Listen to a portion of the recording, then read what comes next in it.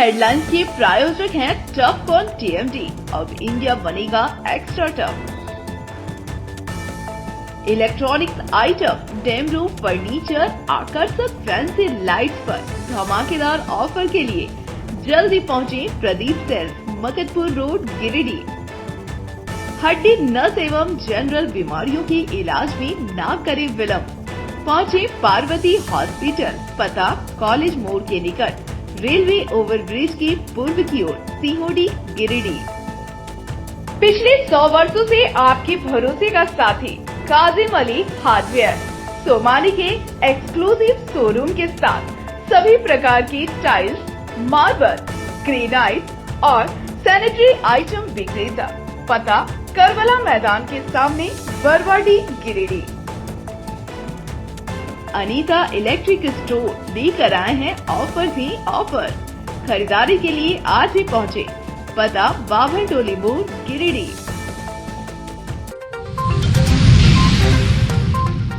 पीरटांड प्रखंड के हरलाडी ओपी क्षेत्र में बालू लोड ट्रैक्टर ने 14 वर्षीय किशोरी को मारी टक्कर। इलाज के लिए धनबाद ले जाने के क्रम में किशोरी की हुई मौत। सरिया में चल रहा था जिस्म फरोशी का धंधा। प्रशासन ने होटल में छापेमारी कर 2 जोड़ा युवक युवती को किया गिरफ्तार। संचालक हुआ फरार। आयुष्मान भारत योजना की राशि भुगतान नहीं होने से नर्सिंग होम संचालकों में नाराजगी। चिकित्सकों ने प्रेस कॉन्फ्रेंस कर सरकार से बकाया राशि भुगतान की मांग। और सुभाष इंस्टीट्यूट ऑफ टेक्नोलॉजी में प्लेसमेंट ड्राइव का हुआ आयोजन। 18 का किया गया चयन।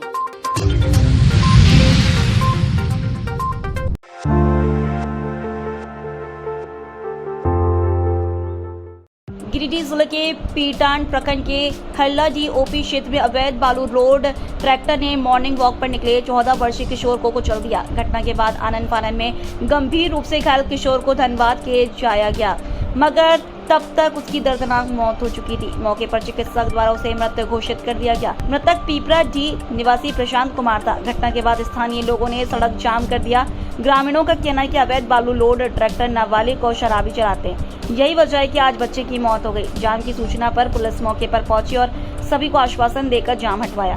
वहीं पुलिस द्वारा ट्रैक्टर की पहचान की जा रही है। घटना से परिजनों का रो रो का बुरा हाल है। क्या हुआ अभी तक इस मामला को लेकर के? आज घोड़े 4 बजे के आसपास जो दुर्घटना में लाल बहादुर दत्ता का बेटा जो प्रशांत कुमार दत्ता है, उनका अचानक से एक्सीडेंट में डेथ हो गया, जिसके कारण से यहाँ का ग्रामीण और प्रशासन के बीच में एक बातचीत हुई, जिसमें हम लोगों का विभिन्न प्रकार की जो मांगे हैं वो हम लोग प्रशासन के बीच में रखे हैं। जिसमें जो अवैध बालू यहाँ से चल रही है उनका बंद हो, ये हम लोगों ने अपनी बात रखा है। जो नाबालिग बच्चे गाड़ी चला रहा है उस पर रोक हो। ट्रैक्टर की आवाजाही 4 बजे भोर से 9 बजे रात तक इस रोड पर बंद हो। चांदनी चौक में पुलिस प्रशासन के द्वारा यहाँ आपका चौकी ये क्या बोलते बैरियर लगे, ये सुनिश्चित हो। और रोड पर जो अतिक्रमण किया गया है जिसके कारण से भी एक्सीडेंट हो रहा है उसको भी हटाया जाए। को लेकर के नहीं जाएंगे। अब यदि ऐसा करते हैं तो पूरा उसी का तो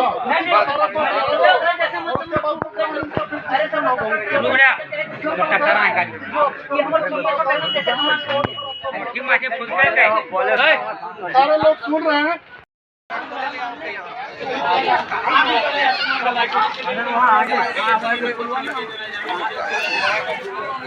प्रशासन खोजेगा। अब प्रशासन का परमिशन से नहीं सब रोकना है ये रोड में। प्रशासन बिना लाइसेंस का गाड़ी चल रहा है उसका जवाब बिना लाइसेंस का बिना नंबर का गाड़ी चल रहा है किसका जवाब? आप क्यों किस बिना नंबर का गाड़ी चल रहा है किसका जिम्मेवारी है? प्रशासन का। प्रशासन देगा जवाब। हम लोग कहाँ खोजेंगे? 15 साल 16 साल का बच्चा चला रहा है गाड़ी, ये नहीं ना देख रहा है ना कोई। बहुत बोल दिया 10 साल का बता। अब यही चीज होना चाहिए ना, वहाँ छड़ने का देरी नहीं कि चला स्टेरिंग में खड़ा।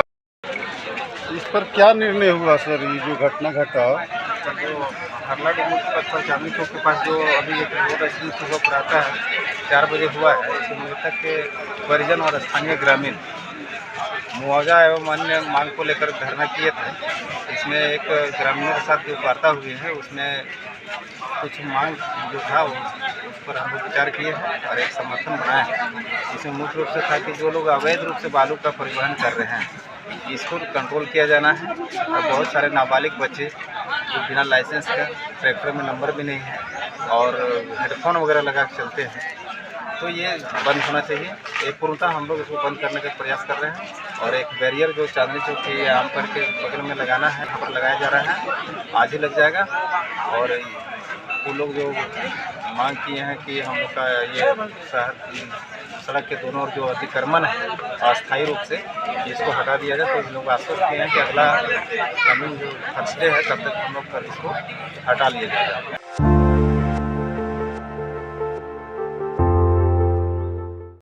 गिरिडीह जिले के सरिया थाना इलाके में स्थित होटल और गेस्ट हाउस में जिस्म फरोशी के धंधे की सूचना पर प्रशासन के द्वारा कार्रवाई की गई। सरिया एसडीएम संतोष गुप्ता के निर्देश पर बीडीओ ललित नारायण तिवारी एवं थाना प्रभारी आलोक कुमार के नेतृत्व में गठित टीम ने छापेमारी की। इस दौरान सरिया स्टेशन रोड स्थित एरिना गेस्ट हाउस से 2 संदिग्ध जोड़ों को हिरासत में लिया गया। बताया गया कि सूचना मिली थी कि बाजार एवं आसपास के होटलों में अनैतिक कार्य हो रहा है, जिसके बाद 1 दर्जन से अधिक होटलों में सघन जांच पड़ताल किया गया। इस दौरान इन होटलों में ठहरे यात्रियों की सूची, आधार कार्ड, पता, संपर्क number, register, GST license, GST bill, CCTV camera license आदि की जांच पड़ताल की गई। बताया गया कि जांच के बाद आगे की कार्रवाई की जाएगी।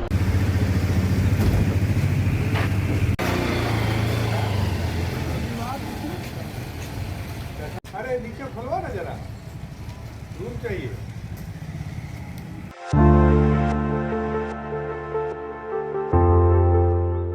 गिरिडीह के चिकित्सकों ने आयुष्मान भारत योजना की राशि का भुगतान नहीं होने पर खेद जताया है। बुधवार को गिरिडीह बरमसिया स्थित विश्वनाथ नर्सिंग होम में प्रेस कॉन्फ्रेंस कर चिकित्सकों ने मुख्यमंत्री और स्वास्थ्य विभाग के सचिव से आयुष्मान भारत योजना की बकाया राशि का भुगतान अविलंब कराने की मांग की है। प्रेस कॉन्फ्रेंस को संबोधित करते हुए चिकित्सकों ने कहा कि आयुष्मान भारत योजना के तहत देश भर के गरीब और जरूरतमंद मरीज का मुफ्त में इलाज होते हुए आ रहा है, जो मरीज के लिए एक बड़ा वरदान है।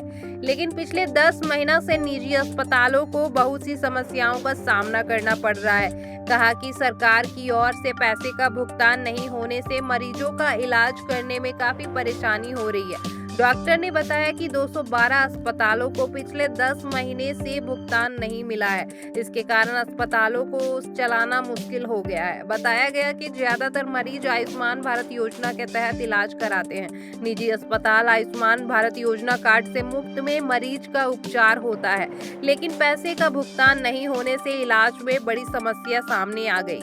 उन्होंने मुख्यमंत्री और स्वास्थ्य सचिव से अनुरोध किया कि बकाया पैसे का भुगतान अविलंब किया जाए ताकि इलाज सुचारू रूप से जारी रहे।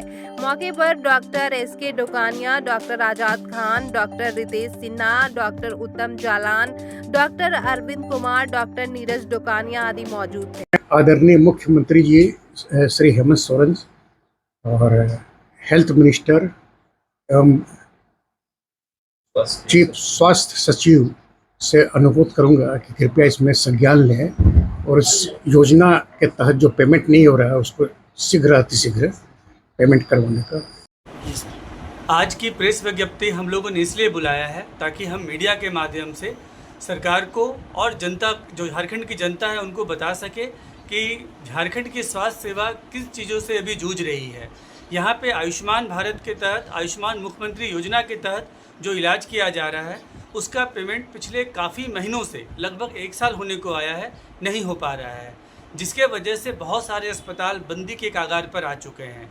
हम लोगों का कई तरह का खर्च है, इलाज करने में इम्प्लांट्स में खर्च आता है, दवाइयों में खर्च आता है, हॉस्पिटल को रन करने का एक खर्च आता है, लेकिन जो भुगतान नहीं हो रहा है इसके वजह से हम लोग काफ़ी दबाव में आ चुके हैं कि किस तरह से हम लोग इस सर्विसेज को जारी रख सकें। तो हमारा ये निवेदन है सरकार से कि इस पर ध्यान दें और अतिशीघ्र भुगतान की व्यवस्था किया जाए ताकि सभी अस्पताल सुचारू रूप से चल सके। धन्यवाद। आज के प्रेस कॉन्फ्रेंस के माध्यम से हम सरकार से अपील करना चाहेंगे कि आयुष्मान योजना में जितना काम हो रहा है और जितने भी सूचीबद्ध अस्पताल हैं उनकी बकाया राशि का भुगतान जल्द से जल्द हो, ताकि आगे काम करने में हम लोग सुचारू रूप से सक्षम हो सकें। अन्यथा पेमेंट नहीं होने पर बहुत से हॉस्पिटल बंद हो जाएंगे।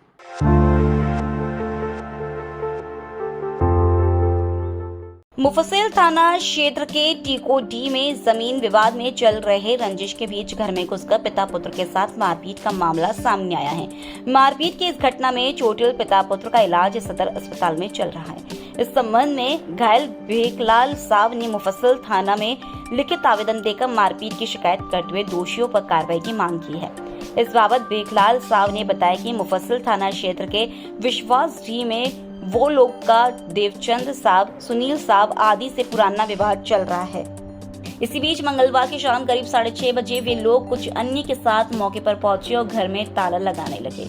इस दौरान जब उसने इसका विरोध किया तो गाली गलौज करते हुए मारपीट शुरू कर दी। बताया कि इस दौरान उसे बचाने आए बेटे योगेश्वर साहब के सिर पर प्रहार कर दिया, साथ ही भतीजे को भी ईंट से मारा। बताया कि मारपीट में उसके हाथ पर प्रहार किया गया, जिससे हाथ में फ्रैक्चर हो गया है। वहीं बेटे का सिर मारकर फाड़ दिया गया है। भेकलाल साहब के मुताबिक मारपीट की घटना उसके घर में लगे सीसीटीवी में कैद है।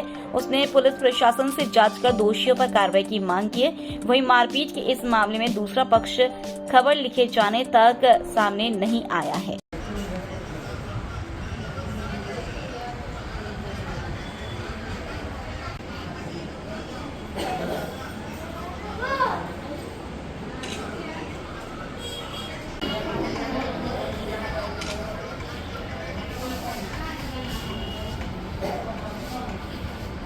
हमारा नाम है भेकलाल साहब, है और टिकोडी पूना नगर रहने वाले हैं। मैंने जमीन का विवाद है। किसके साथ? मैंने देवचंद साहब और सुनील साहब हैं। विश्वास जी के जमीन हमारा पाता है, कुमर तेलिक नाम से है। यही विवाद से हमारा घर आई के मारपीट किया, हाँ, और औरत को मारा है। कितना लोग घायल हैं आप लोग? कितना लोग घायल हैं? करीब 5-6 गो आए थे, तो 4 गो मौजूद था और औरत था। तो और 3 के नाम क्या देंगे? आपको कहाँ चोट आया है? हमारा हाथ तोड़ दिया है। और वो कौन है? और उसको न से 7 टका सिला है। कौन लगता है वो? लड़का है। आपका बेटा है? हाँ, माझी लड़का। अच्छा। हाँ, योगेश्वर साहब। करीब न से 1 इंच गड्ढा है।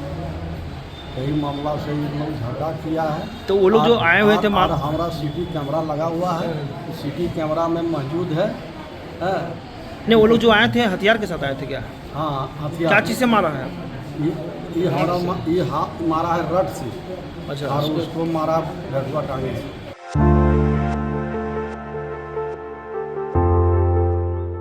सुभाष इंस्टीट्यूट ऑफ टेक्नोलॉजी में आयोजित हालिया प्लेसमेंट ड्राइव में देश की अग्रणी कंपनियों में से एक हायर एम्प्लाइजेज नोएडा और टाटा इलेक्ट्रॉनिक्स बेंगलुरु में छात्रों को तकनीकी क्षेत्र में करियर के सुनहरे अवसर प्राप्त हुए। हायर अप्लायंसेज घरेलू उपकरण जैसे refrigerator, air conditioner, washing machine और स्मार्ट टीवी बनाती है, जबकि टाटा इलेक्ट्रॉनिक्स विभिन्न प्रकार के इलेक्ट्रॉनिक उत्पाद जैसे मोबाइल फोन, टीवी और ऑडियो डिवाइस बनाती है।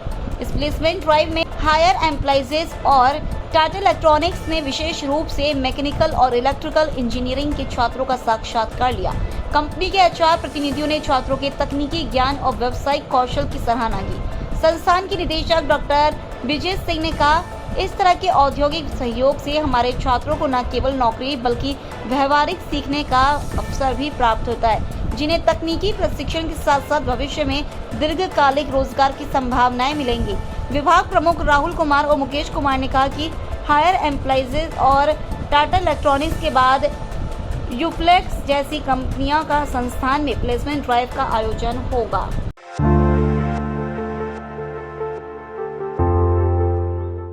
समाहरणालय स्थित अपने कार्यालय प्रकोष्ठ में बुधवार को उपायुक्त नमन प्रियेश लकड़ा ने तीनों नगर इकाइयों में संचालित विभिन्न विकासात्मक योजनाओं की समीक्षा की। बैठक में उपायुक्त के द्वारा जिला अंतर्गत तीनों नगर निकायों नगर निगम गिरिडीह, नगर पंचायत बड़की सरैया, नगर पंचायत धनवार अंतर्गत संचालित विभिन्न विकासात्मक योजनाओं की प्रगति की बारी बारी से समीक्षा की गई तथा संबंधित अधिकारियों को आवश्यक दिशा निर्देश दिए गए। इसके अलावा उपायुक्त ने पाइपलाइन, जलापूर्ति योजना इत्यादि के कार्य प्रगति का समीक्षा करते हुए संबंधित अधिकारियों को आवश्यक निर्देश दिए।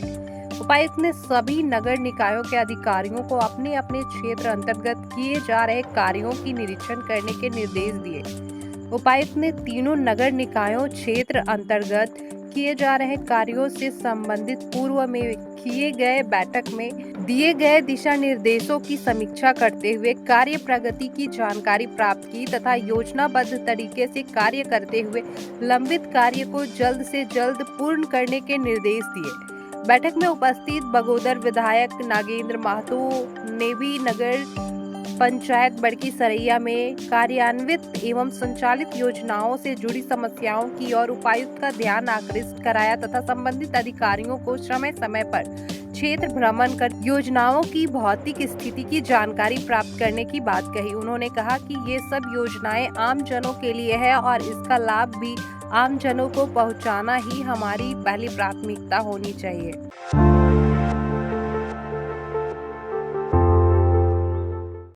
भारत के पूर्व प्रधानमंत्री भारत रत्न स्वर्गीय राजीव गांधी की 34वीं पुण्यतिथि पर बुधवार को गिरिडीह जिला कांग्रेस कार्यालय में श्रद्धांजलि अर्पित की गई।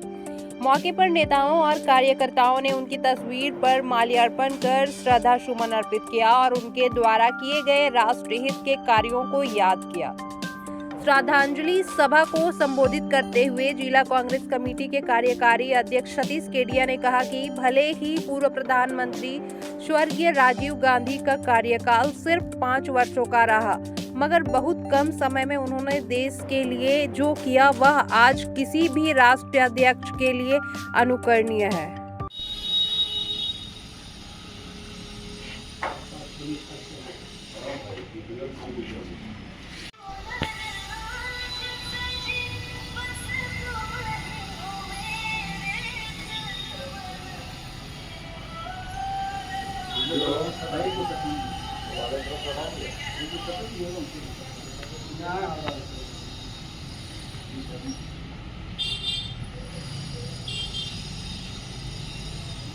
श्रद्धांजलि सभा में नरेश वर्मा, अशोक विश्वकर्मा, जोगेश्वर मेहता, राजेश टूरी, दिनेश्वर कुमार, मदन लाल विश्वकर्मा, मोहम्मद अली खान, उपेंद्र सिंह, शाबिर खान, निजाम अंसारी, इतवारी महदो समेत आदि उपस्थित थे।